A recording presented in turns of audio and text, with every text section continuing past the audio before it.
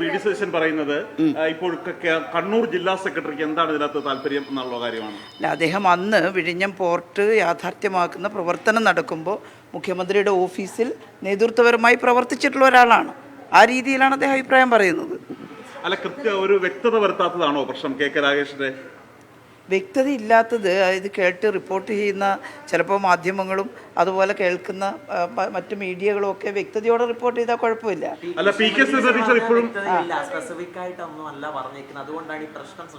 ആര് സ്പെസിഫിക് ആയിട്ടല്ല മാധ്യമങ്ങളോട് 5 മിനിറ്റ് സംസാരിച്ചപ്പോൾ അവർ പറഞ്ഞത് ഇതിനകത്ത് വ്യക്തത കെ രാഗേഷും വരുത്തണം എന്ന് തന്നെയായിരുന്നു.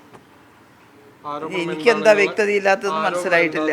വ്യക്തമാക്കണം, ജനങ്ങൾക്ക് മനസ്സിലാവുന്ന രീതിയിൽ വ്യക്തമാക്കണം, സ്പെസിഫിക് ചെയ്യണം എന്നാണ്. അതെ, മുഖ്യമന്ത്രിയും കെ രാഗേഷും വ്യക്തമാക്കണമെന്ന് പറഞ്ഞിരുന്നു. അല്ല, അതെനിക്കറിയില്ല. ഞാൻ ഇതിൽ പാർട്ടി എടുത്തിട്ടുള്ള തീരുമാനം വ്യക്തമാണ്. എന്നെ സംബന്ധിച്ചിടത്തോളം പാർട്ടി എടുത്ത തീരുമാനത്തെക്കുറിച്ചാണ് പറയാൻ സാധിക്കുക. CPM-ൻ്റെ അഭിപ്രായം എന്താ? ഇടതുപക്ഷ ജനാധിപത്യ മുന്നണി ഗവൺമെൻറ് ആ വിഴിഞ്ഞം പോർട്ടിനോടെടുത്ത താല്പര്യം അതിൽ കേരളത്തിൻ്റെ താല്പര്യം മുൻനിർത്തിക്കൊണ്ടാണ്.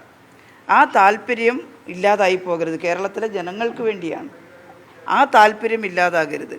അതിൽ ഗവൺമെൻറ് മാത്രമല്ല, അതിൽ ഷെയർ ഉണ്ടല്ലോ നേരത്തെ അദാനിക്ക്. പക്ഷേ ആ ഷെയറിലൊരു വലിയ വിഭാഗം വിൽപ്പന നടത്തുമ്പോൾ ഈ ബൈലോ അനുസരിച്ച്, നിയമാവലി അനുസരിച്ച് വിൽക്കുന്നത് സംസ്ഥാന ഗവൺമെൻറ്റിൻ്റെ പെർമിഷനോടുകൂടി ആയിരിക്കണം എന്നുണ്ട്. ആ പെർമിഷൻ ഇല്ലാതെ ഷെയർ കൈമാറുന്നു എന്ന് വന്നപ്പോഴാണ് അതിനെതിരെ വിമർശനം ഉന്നയിച്ചത്. ഞങ്ങളുടെ ഗവൺമെൻറ്റുള്ള സമയത്ത് അവരെയാണ് നിശ്ചയിച്ചത്. ആ ഗവൺമെൻറ്റിൻ്റെ കാലാവധി കഴിയുന്നത് വരെ അവർ തുടർന്നു. അല്ല, ഞാൻ ഇന്നലെ തന്നെ പറഞ്ഞിരുന്നു, അസ്വാഭാവികത ഉണ്ടോ എന്ന് പരിശോധിക്കേണ്ടതാണ്. പക്ഷേ ഉദ്യോഗസ്ഥന്മാരെ ഓരോ ഗവൺമെൻറ് വരുമ്പോഴും കഴിവുള്ള ഉദ്യോഗസ്ഥന്മാരെ ഓരോ മേഖല നിശ്ചയിക്കും. അവർ സ്ഥിരമല്ല IAS ഉദ്യോഗസ്ഥന്മാർ. ആ അർത്ഥത്തിലാണ് ഞാൻ പറഞ്ഞത്. മാറ്റിയതിൽ അങ്ങനെ ഒന്നും പറയാനില്ല, പ്രത്യേകിച്ച് വിവാദമാക്കേണ്ടതില്ല. പക്ഷേ പരിശോധിക്കേണ്ട വിഷയം മാറ്റുന്നതിന് എന്തെങ്കിലും താല്പര്യം ഉണ്ടായിരുന്നോ എന്നുള്ളതാണ്. അതിപ്പോൾ എനിക്കറിയില്ല. ഞങ്ങളിപ്പോൾ വിമർശനപരമായി പറയുന്നത് ഒരേ ഒരു കാര്യമാണ്. അതെന്താ? അദാനിയുടെ കയ്യിലുള്ള ഷെയറിൻ്റെ ഭീമമായ ഭാഗം മറ്റൊരു മൾട്ടിനാഷണൽ കോർപ്പറേറ്റിന് കൈമാറാൻ ശ്രമിച്ചു, അതിനുള്ള നീക്കം നടക്കുന്നു എന്നുള്ളതാണ്. അങ്ങനെ കൈമാറുന്നത് സംസ്ഥാന ഗവൺമെൻറ് അറിഞ്ഞിട്ടുണ്ടോ ഉണ്ടോ എന്ന് ചോദിച്ചപ്പോൾ ബഹുമാന്യനായിട്ടുള്ള കേരള മുഖ്യമന്ത്രി പറഞ്ഞത് ഞങ്ങളറിയില്ല, ഞങ്ങൾക്കങ്ങനെ അദാനി അറിയിച്ചിട്ടില്ല എന്നാണ്. അറിയിച്ചിട്ടില്ലെങ്കിൽ ഗവൺമെൻറ്റിനെ അറിയിക്കേണ്ടതാണ്.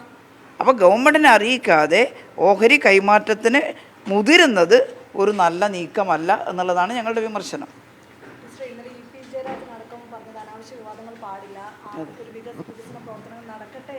അതെ അതെ, അനാവശ്യ വിവാദങ്ങളല്ല, എന്തെങ്കിലും വീഴ്ചകൾ ഉണ്ടാകുമ്പോൾ ചൂണ്ടിക്കാണിക്കുകയാണ്.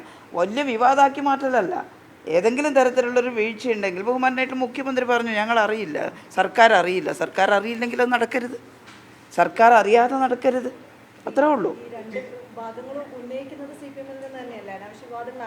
ഇത് രണ്ടല്ല, പറയുന്നത് ഒന്നാണ്.